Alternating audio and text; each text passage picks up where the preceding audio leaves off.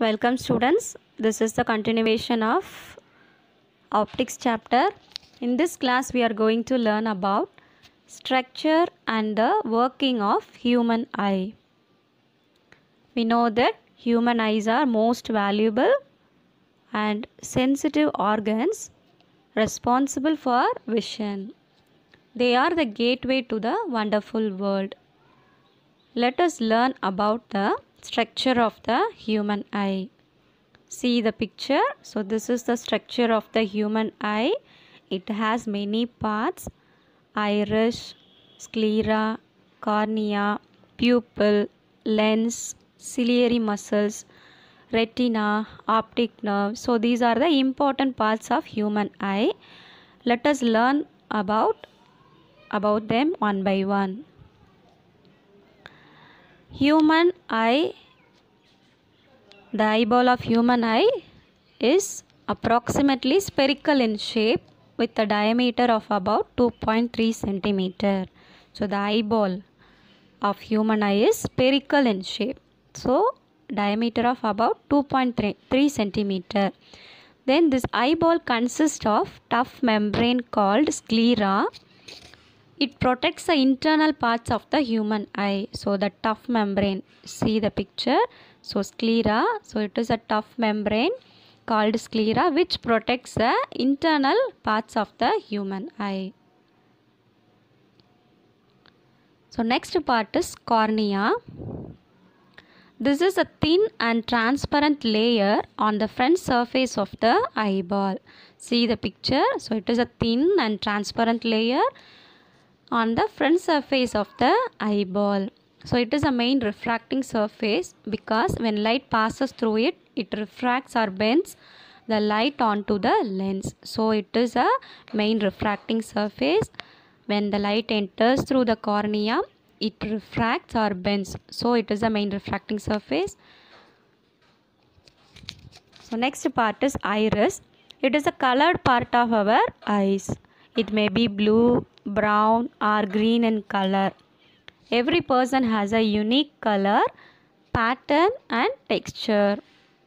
It controls the amount of light entering into the pupil like camera aperture.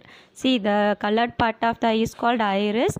So center of the iris is called pupil. Center part of the iris is called pupil. So the iris controls the amount of light entering into the pupil. So light rays passes through pupil then falls on the eye lens. So iris is the colored part that controls the amount of light entering into the pupil. So it may be blue, brown, green or green in color. So next one is pupil. So already I said. So pupil is the center part of the iris. It is a pathway for the light to retina.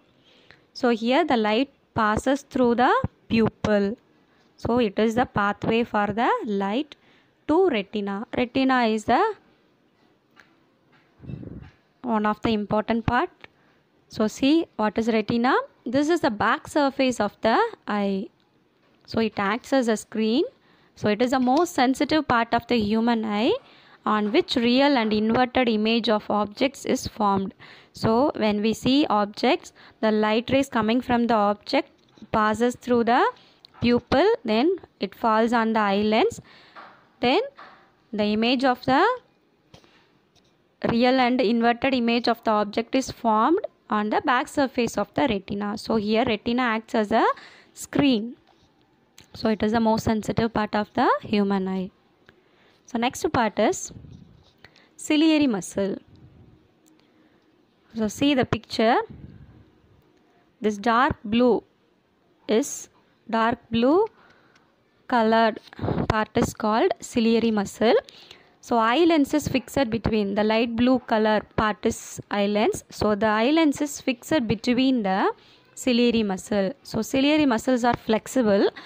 So it relaxes or contracts. So the eye lens is fixed between the ciliary muscles. The ciliary muscles helps to change the focal length of the eye lens according to the position of the object by contracting or relaxing. Okay. So ciliary muscles are flexible. Next part is eye lens. So it is an important part of the human eye. It is convex in nature because it converges all the light rays falls on it. Okay. So next we are going to learn about how eye works, that is working of the eye. So already we know that the important parts of the human eye, cornea. So cornea is a thin and transparent layer on the front surface of the eyeball. So it is a main refracting surface. So through this cornea, light rays passes through it.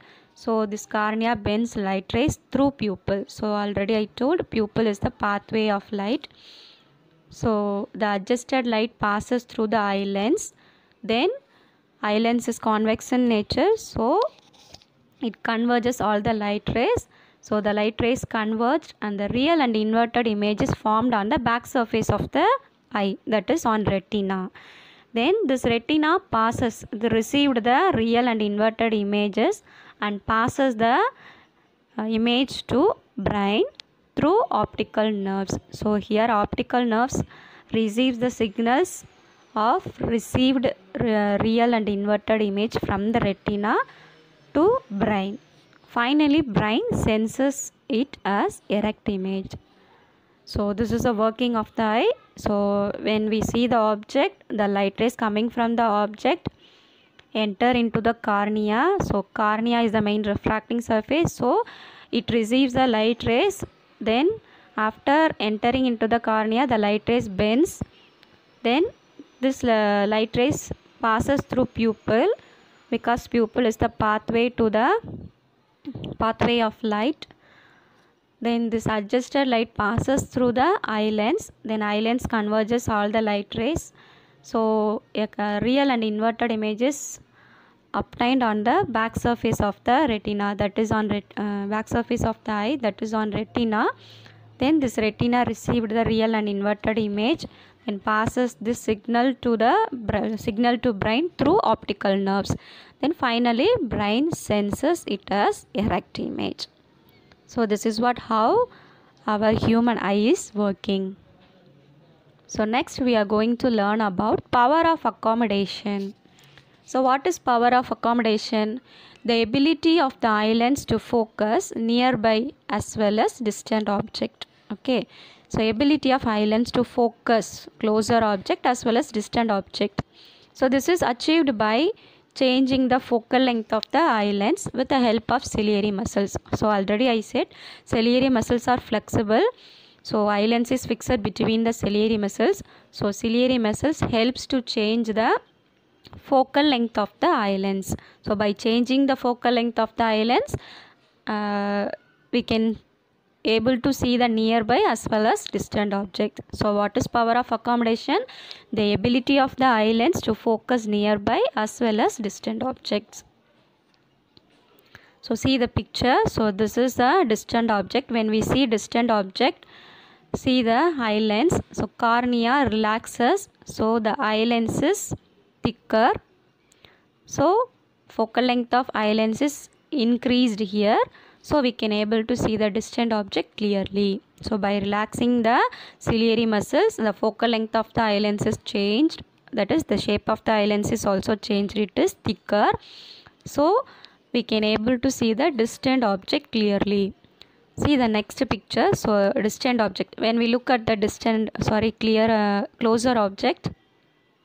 So when we see the closer objects, the ciliary muscle contracts. So the focal length of the eye lens is decreased. So we can able to see the nearby objects clearly. So power of accommodation, ability of eye lens to focus nearby as well as distant objects clearly. That is called power of accommodation. So this is achieved only by changing the focal length of eye lens. So here in the first case, focal length of eye lens is increased by relaxing the ciliary muscle. In the second case, the focal length of eye lens is decreased by contracting the ciliary muscle. So next, so already I said this. So this is an example for that. So here the iris relaxes in bright light. So when bright or dim light falls on the eyelids, see the iris pupil. See here. So the adjusted light passes through pupil. So here how the pupil looks like. When dim light falls on the eyelids, how this contracts. So see the difference. So by relaxing and contracting the ciliary muscles, focal length and curvature of the eyelids changed. So by changing the focal length of them, we can see the distant object as well as near objects clearly. So next is persistence of vision. If the time interval between two consecutive light pulses is less than 0.1 second, human eye cannot distinguishing them separately. So we cannot able to differentiate that two light pulses. So it is called persistence of eye. So when it happens, if the time interval between two consecutive light pulses is less than 0.1 second. So next we are going to learn about near point of the eye and far point of the eye. So the minimum distance required to see the nearby objects is called the least distance of the eye. It is also called as near point of the eye. So the near point of normal human eye is 25 centimeter. So the minimum distance required to see the nearby objects without strain. So it is called least distance. That is near point of eye. So the value of near point of normal human eye is 25 centimeter. Next, the maximum distance up to which the eye can see objects clearly is called the far point of the eye. So far point of the normal human eye is infinity. So near point is 25 centimeter. Far point is infinity. So students, hope you all understood about the structure and working of the human eye, and then power of accommodation and the persistence of vision. Thank you.